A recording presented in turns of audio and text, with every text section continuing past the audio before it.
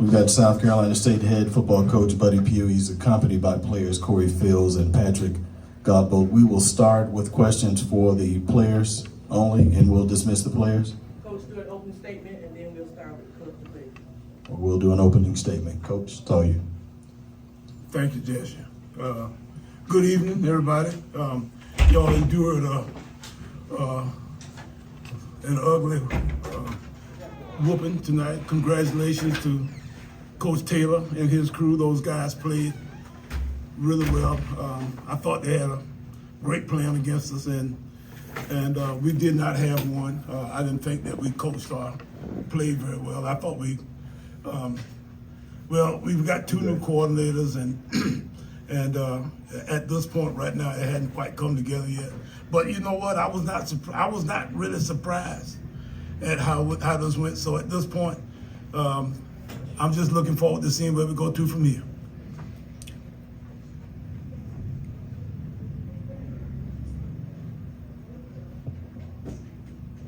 Sorry, a second, bro. Go ahead.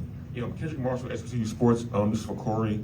From the opening drive, it seemed like you guys couldn't get very much going against their defense. What did they do, or did you guys not do that kind of like enabled that? Just from the first drive of the game, we just didn't execute our plays. The plays were there. On my end, I missed a couple throws that I should have made, kept the drive going longer. So it's most of us than them, because we know at the end we got to do our job. We didn't do that.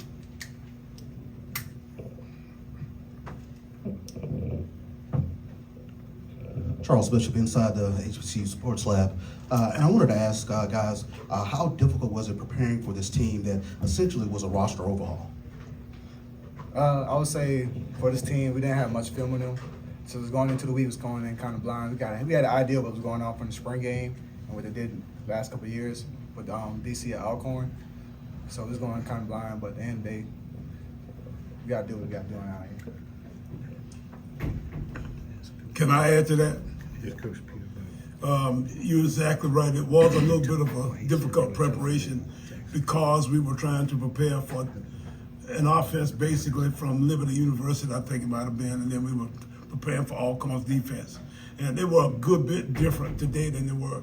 And what they really did that really hurt us a good bit on defense was they played us a lot tougher coverage than what we had seen in practice. So those guys did a nice job of leveraging us and doing things of that sort. That gave us a little bit of a hard time.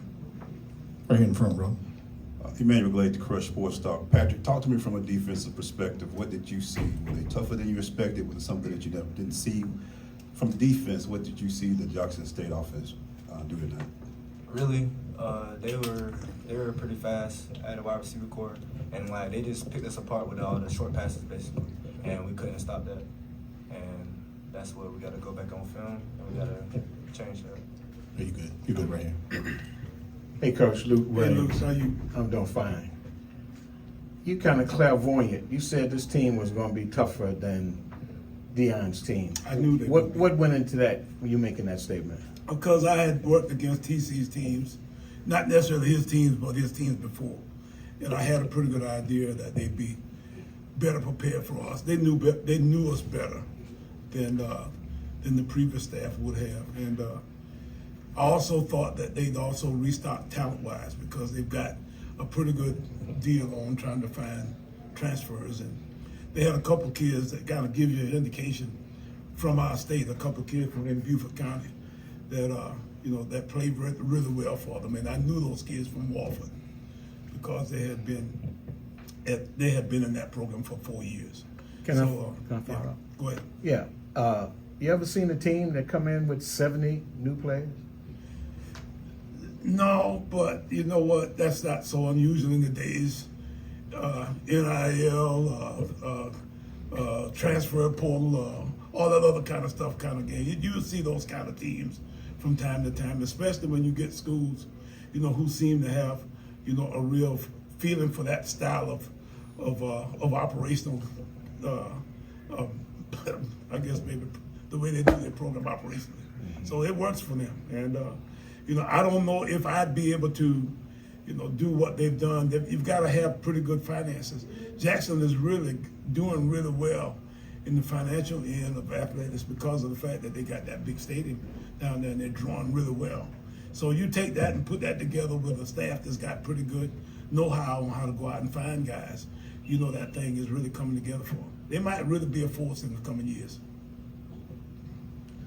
Mike Washington, Dr. Cabil's inside the HBCU Sports Lab. Thanks, Coach. They went to a hurry-up offense, and at times They they did. went trips on the right side, left side. Is that something you anticipated? You said you practiced No. against Liberty. No, it looked like it was right out of Willie Simmons' playbook. I'm sitting on the sideline. It almost, it's the same exact thing, and everything kind of bleeds into your offense over the years. So I'm sitting there trying to talk to our our offensive guys, because we're not really doing much on offense. And then our defense starts to come loose on us. And at that point then, hell breaks loose on them.